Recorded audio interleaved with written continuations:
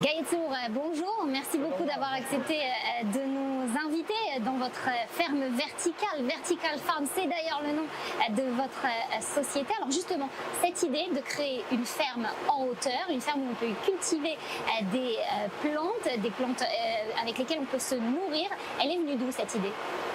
Nous voyons ce qui se passe dans le monde et nous voyons que de plus en plus de gens vivent en ville. On voit des problèmes dans la fourniture d'alimentation en ville. On a besoin de terre et l'eau va se faisant rare. Et donc, dans tout ce cadre, en fait, on s'est dit qu'on allait pouvoir faire pousser de la nourriture de manière stérile en ville pour économiser ainsi de l'eau, de la terre sans utiliser de pesticides ou d'engrais et beaucoup d'autres choses qui peuvent se faire dans la ville, en ville, pour que les gens en ville puissent manger de la nourriture fraîche pendant toute l'année.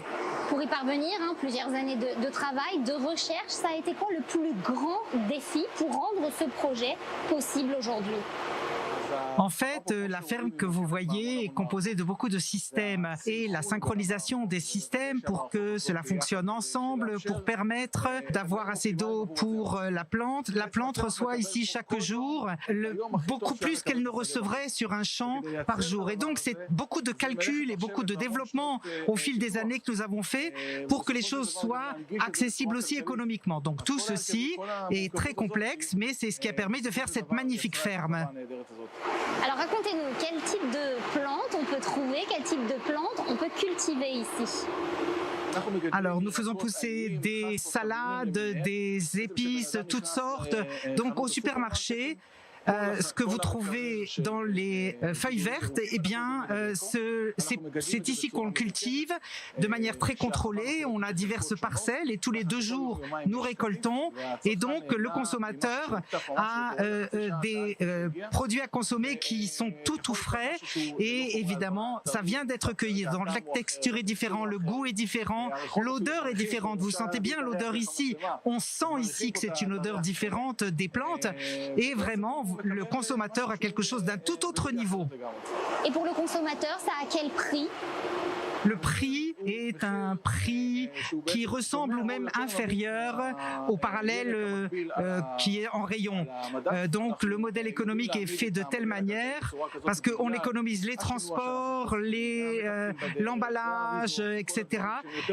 Par rapport aux produits traditionnels et le fait qu'on le produit sur place et qu'on ne doit pas le déplacer et qu'on le présente au supermarché le jour de la cueillette, évidemment cela nous permet d'avoir un produit agricole, un légume qui est au même prix ou même moins cher. Depuis le début, depuis la naissance de cette idée, combien de temps ça vous a pris pour la rendre possible ? Notre société existe pratiquement depuis 15 ans et nous développons et faisons pousser, nous travaillons de l'agriculture verticale depuis de longues années, surtout à l'extérieur. Et ces 2-3 dernières années, nous avons compris que pour produire quelque chose convenant aux acteurs agricoles détaillants, supermarchés, restaurants, il fallait se le faire en intérieur. Cet intérieur, il fallait quelque chose qu'on peut déplacer d'un endroit à l'autre. Donc suffisamment grand aussi pour rentrer en ville. Donc beaucoup d'éléments qui découlent de l'achat en supermarché de ces salades et légumes. Et c'est comme ça qu'on a mis ça en place.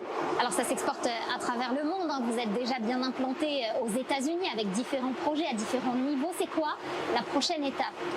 Alors, on est rentré de manière importante aux États-Unis, sur la côte Est, avec les restaurants et les détaillants. Et toute l'idée de cette ferme qui est hydroponique, c'est-à-dire basée sur une culture hydroponique sur de la terre. Et tout le développement ici permet de faire fonctionner les choses de manière très simple.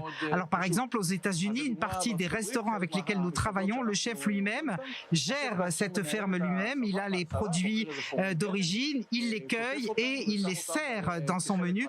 Ça permet d'avoir évidemment une fraîcheur et une créativité et évidemment des produits de grande qualité et c'est très facile à gérer et même des gens qui ne sont pas spécialistes peuvent faire cela. Et c'est là où on voit la chutzpah à l'israélienne, comme on dit. Il y a des coopérations avec beaucoup de sociétés, notamment celle de Watergen, l'idée d'utiliser très peu d'eau, très peu de terre aussi pour cultiver ces fermes verticales. C'est ça aussi l'esprit d'entreprise israélien. C'est vrai, c'est exact. En fait, nos cultures ici sont faites à 95% moins d'eau que l'agriculture conventionnelle.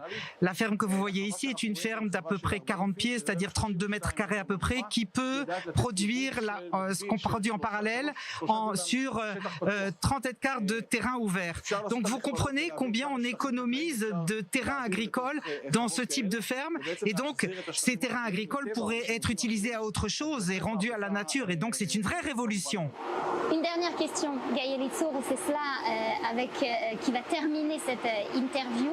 Quel est le mot qui représente pour vous, qui symbolise pour vous le plus Israël et ce pays dans lequel vous vivez et que vous symbolisez d'une certaine façon avec votre start-up? Je pense que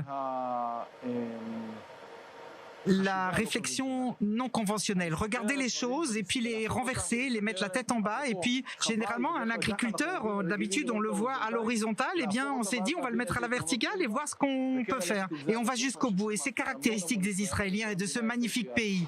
Et penser en dehors de la boîte alors qu'on s'y trouve là, dans une boîte.